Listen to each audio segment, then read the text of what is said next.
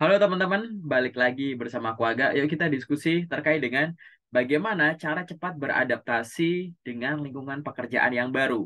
Nah, tips ini aku tujukan kepada teman-teman yang misalkan baru join di dunia kerja, teman-teman fresh graduate, yang barusan wisuda, atau yang barusan memperoleh pekerjaan pertamanya, atau mungkin magang, dipersilahkan untuk menyimak ini. Atau mungkin bagi teman-teman yang sedang berpindah pekerjaan, di mana pekerjaan yang sekarang itu kayaknya tuh beda gitu dengan lingkungan yang sebelum-sebelumnya. Jadi teman-teman menjadi orang baru lagi. Yuk kita diskusi teman-teman. Dipersilahkan ya kalau ada yang pengen mencatat atau misalkan teman-teman nanti ada pertanyaan, silahkan tinggalkan komentar di video ini. Oke. Yang pertama, tips dari aku adalah teman-teman harus memahami terkait dengan perusahaan dan jabatannya. Poin ini bisa teman-teman lakukan di inisiasi di awal, bahkan sebelum teman-teman join di sana, dengan melakukan riset. Bagaimana cara risetnya? Dengan menggunakan internet tentunya. Memahami soal perusahaan bisa diawali jauh sebelum teman-teman melamar kerja di sana. Mungkin teman-teman di sini yang menyimak juga sudah melakukannya. Kita riset melalui website perusahaannya, kita riset melalui sosial media perusahaannya, atau mungkin kita juga riset dari berita, dari media-media yang meliput sesuatu yang terjadi di perusahaan ini. Selain itu, kita juga bisa riset terkait dengan posisi atau role atau jabatan yang nanti akan kita duduki ini, jauh sebelum kita keterima. Tugas dan tanggung jawabnya apa sih? Wewenangnya apa sih? Komunikasinya gimana? Pengetahuan apa yang harus dimiliki? Keterampilan hardware atau software apa yang harus dikuasai dan lain-lain kayak gitu. Dengan memahami perusahaan dan jabatan yang ada, ini akan ya memberikan nilai plus bagi teman-teman untuk cepat beradaptasi. Karena sebelum tahu prakteknya, secara teori teman-teman sudah paham. Walaupun nanti tetap ya sambil berjalan tetap akan ada yang terus dipelajari di jalan. Tapi teman-teman bisa melakukan ini dan aku yakin teman-teman yang sudah join di tempat baru sudah melakukan ini. Tinggal apa? Tinggal dilanjutkan lagi. Oke. Lalu yang selanjutnya adalah teman-teman harus mengenali rekan kerja. Jangan sampai teman-teman baru join di tempat baru, di lingkungan baru, tiba-tiba udah asik sendiri gitu di depan laptop, di depan komputer, sibuk sana-sini. Padahal teman-teman nyapa teman-teman yang ada di satu lantai aja belum. Mungkin teman satu tim aja teman-teman belum kenal. Hanya sekedar senyum, papasan, ngangguk, tahu nama aja belum. Jangan sampai kayak gitu teman-teman. Jadi bagi teman-teman yang baru join di lingkungan kerja baru, misalkan teman-teman baru join di perusahaan, seorang fresh graduate, atau mungkin yang sudah berpengalaman tapi pindah kerja gitu ya, tidak ada salahnya untuk mengenali rekan kerja dulu. Jangan buru-buru main langsung kerja, kerja, kerja, kayak gitu teman-teman. Apalagi ya kalau memang model kerjanya itu teman-teman memang bisa mengakses itu, kecuali misalkan teman-teman remote ya gitu misalkan. Itu kan teman-teman akan lebih susah gitu untuk mengenali rekan kerja di awal. Namun, masing-masing dari kita harus menemukan cara gimana biar kita bisa cepat mengenali rekan kerja kita yang baru. Minimal udah nyapa, kita perkenalan diri, kita sampaikan maksud yang positif. Salam kenal Bapak atau Ibu, perkenalkan nama saya ini yang mulai pada hari ini menjadi ini di posisi ini. Mohon bimbingan dan kerjasamanya ya Bapak Ibu. Misalkan kayak gitu teman-teman. Nanti dengan mulai berinteraksi kayak gitu, mulai dari perkenalan, nanti teman-teman akan kenal. Ini adalah proses menuju kenali rekan kerja. Lalu apalagi yang bisa kita lakukan di sini yaitu adalah memahami budaya perusahaan. Budaya ini macam-macam ya teman-teman, mulai dari budaya kerja dari atas sampai bawah, cara berinteraksi, gaya komunikasi, gaya penyelesaian masalah, gaya pengambilan keputusan, gaya hierarki dan lain-lain lah. Pokoknya semua itu teman-teman harus pahami dulu. Ya, gaya berpakaian, dan macam-macam di situ. Jangan sampai nanti teman-teman kesannya tuh kayak kok orang-orang mandang aku kayak ada yang salah ya, tapi gara-gara apa gitu. Atau misalkan kok aku ditegur mulu ya, kok aku ngerasa disindir ya kayak gitu. Padahal baru join tuh teman-teman. Atau misalkan kok aku kayak ngerasa ada yang nggak enak ya, tapi apa ya gitu. Nah ini coba teman-teman silahkan riset terkait dengan budaya perusahaan ya teman-teman gitu. Budaya itu mulai dari yang hubungannya dengan interaksi, mungkin bisa berupa barang-barang juga loh teman-teman gitu ya. berpakaian, kemudian cara berinteraksi dengan alat-alat atau perangkat-perangkat yang ada, dan lain-lain. Teman-teman harus menguasai lingkungan-lingkungan kerjanya juga gitu. Coba teman-teman nanti browsing gitu ya, belajar terkait dengan budaya kerja perusahaan, jenis-jenis budaya kerja perusahaan, kayak gitu. Lalu apalagi teman-teman? Walaupun kita sudah dianggap orang paling sesuai untuk menduduki posisi ini, kita ya jangan merasa bahwa kita sudah tahu segalanya, sudah memiliki banyak pengalaman misalkan, terus kita merasa kita tidak perlu bertanya. Nggak kayak gitu ya teman-teman. Teman-teman tuh harus di mindset tuh kayak kalau nggak tahu nanya, oke? Karena dengan bertanya, mungkin ada hal-hal yang teman-teman tuh sama sekali nggak expect sama sekali, tiba-tiba, oh ternyata ada yang begitu ya, oh ternyata sampai begini ya, kayak gitu. Apalagi teman-teman yang sudah punya pengalaman kerja. Jadi jawaban dari pertanyaan ke beberapa orang, bisa teman-teman coba bandingkan dengan pengalaman yang sebelumnya. Akhirnya jadi diskusi dan barangkali akan menjadi suatu ide inovasi, kayak gitu teman-teman ya. Jadi teman-teman jangan malu untuk bertanya, pahami ya, bertanya tuh pahami, jadi jangan tanya didengerin tidak dipahami, besok pertanyaan yang sama muncul, kayak gitu ya, jangan semacam itu. Lalu apalagi teman-teman, teman-teman selain tadi mengenali rekan kerja, teman-teman harus networking juga, oke. Teman-teman harus networking juga, gunanya untuk apa?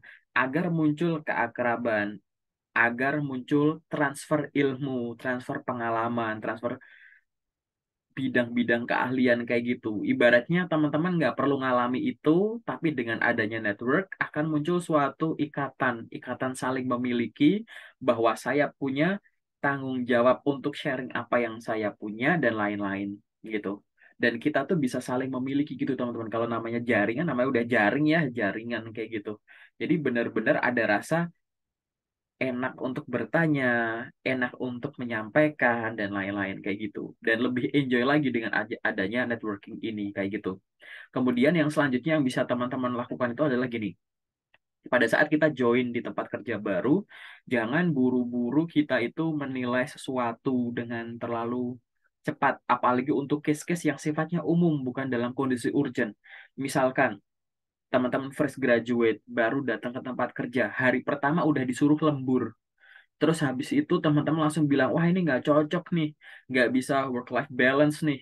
Masa hari pertama tiba langsung lembur? Atau misalkan baru datang gitu kan, langsung meeting, meeting, meeting, langsung kena marah, langsung dikejar-kejar, langsung di kayak gini, gitu. Terus teman-teman, wah ini nggak cocok dengan aku gitu. Jangan buru-buru dulu teman-teman, gitu. Teman-teman harus coba pahami yang tadi, ya, pahami budaya kerja, gaya komunikasi, kemudian terkait dengan situasinya sekarang gimana memahami perusahaan. Perusahaan tuh sekarang tuh udah di titik mana, apa yang sedang dikejar, apa yang sedang on progress, apa yang sudah berhasil, apa yang masih gagal, aku bisa ngasih kontribusi apa, kayak gitu. Jadi jangan buru-buru menyimpulkan harinya karena ada sesuatu yang mungkin berdasarkan pengetahuan, perasaan, penilaian kita di titik itu kayak ada yang kayaknya nggak cocok deh kayak gitu. Jangan buru-buru kayak gitu teman-teman. Teman-teman masih harus observasi, kalau nggak tahu nanya kayak gitu ya teman-teman ya. Kemudian apalagi yang bisa dilakukan sih teman-teman di sini?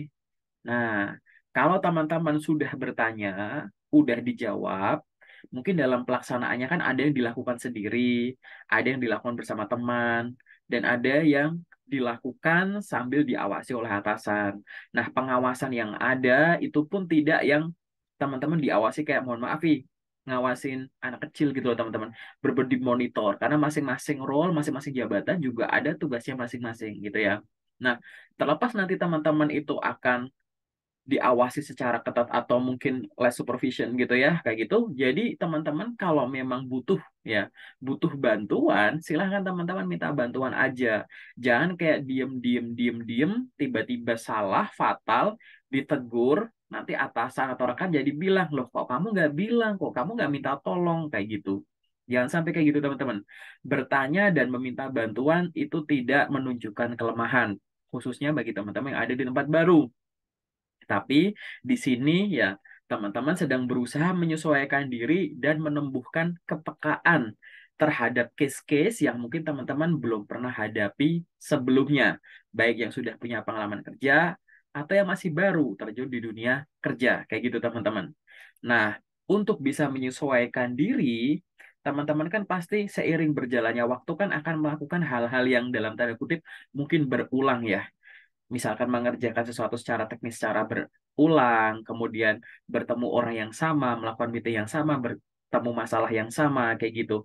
Di dalamnya pasti butuh pertumbuhan pengetahuan.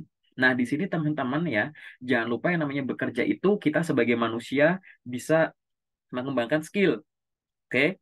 Teman-teman cari momen untuk mengembangkan skill. Bahkan nih, bagi teman-teman khususnya yang baru join di tempat kerja, kalau misalkan nanti ada bagian lain, rekan lain yang minta tolong, yang sifatnya itu support, yang nggak sering, cuma misalkan, bantuin ini dong, support sesuatu. Lakukan aja nggak apa-apa teman-teman. Jangan melihat dari sisi, lo itu kan bukan job deskku, no. Tapi di situ teman-teman coba pakai sudut pandang, posisiku ini, aku nggak mungkin nyentuh itu. Tapi karena dia butuh bantuan itu, bukankah ini momenku untuk memahami itu, momenku untuk bisa belajar gratisan soal itu, bahkan kalau perlu aku yang ngerjain kayak gitu. Biar apa? Skill teman-teman itu berkembang tanpa perlu merubah role, merubah jabatan teman-teman saat itu. Ini kayak gitu ya teman-teman ya, khususnya bagi teman-teman yang masih baru join di dunia kerja kayak gitu ya teman-teman ya. Kemudian apalagi pada saat kita bekerja gitu ya, mungkin kita akan memunculkan apa tadi? Kepekaan terhadap suatu fenomena, masalah, informasi, interaksi kayak gitu, yang akhirnya memunculkan ide kayak, kok kita nggak gini? Kenapa kak kita nggak gini gitu? Sesuatu yang bisa teman-teman sampaikan dan tawarkan untuk dieksekusi.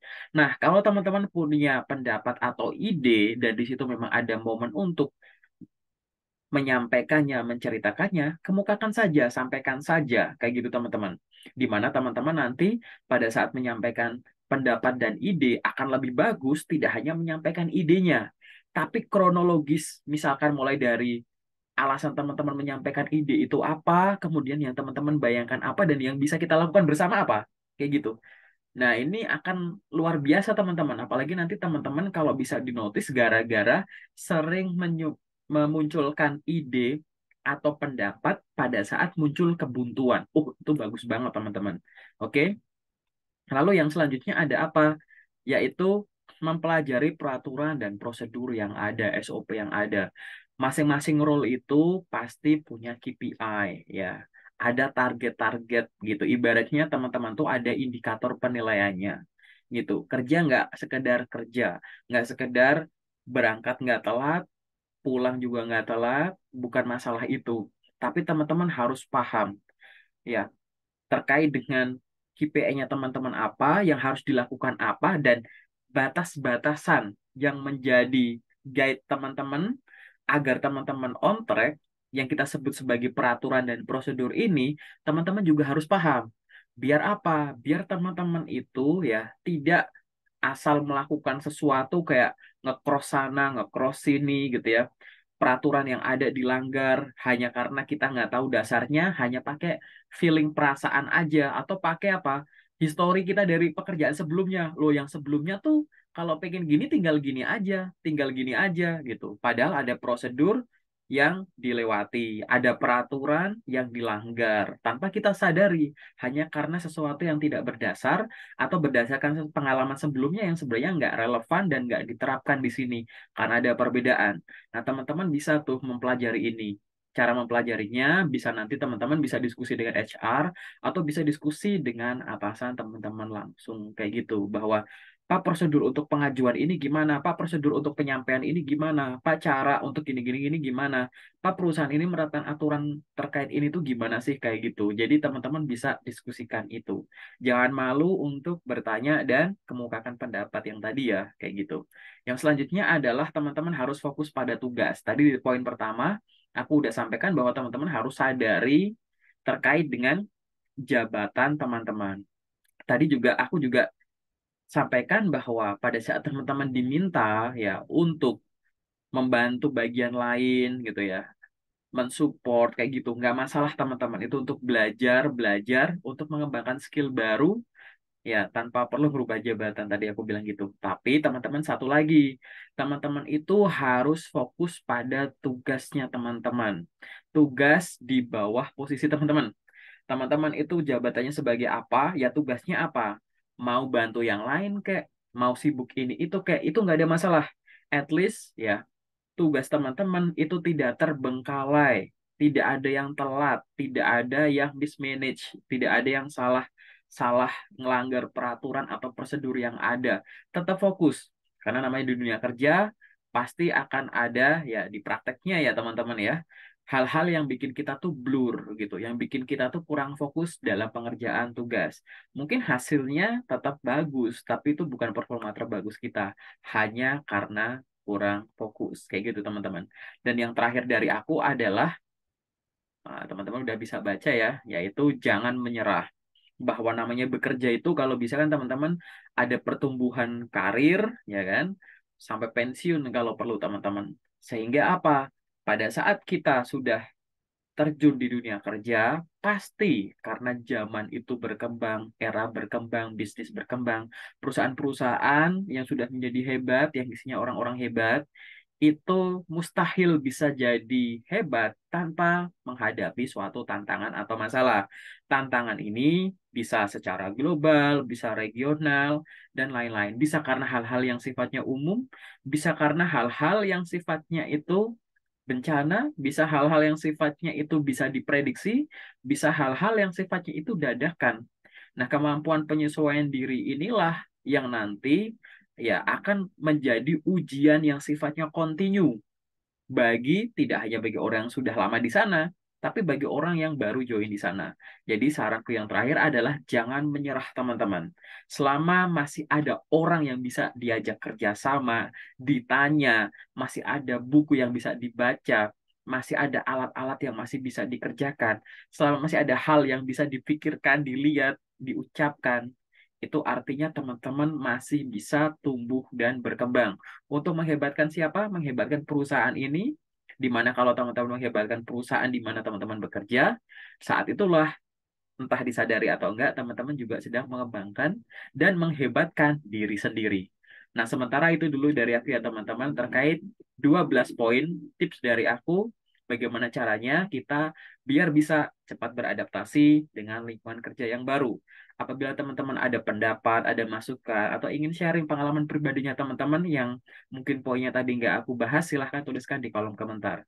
Terima kasih, semoga membantu, semoga teman-teman sehat selalu, dan sukses selalu di tempat kerjanya teman-teman sekarang. Terima kasih.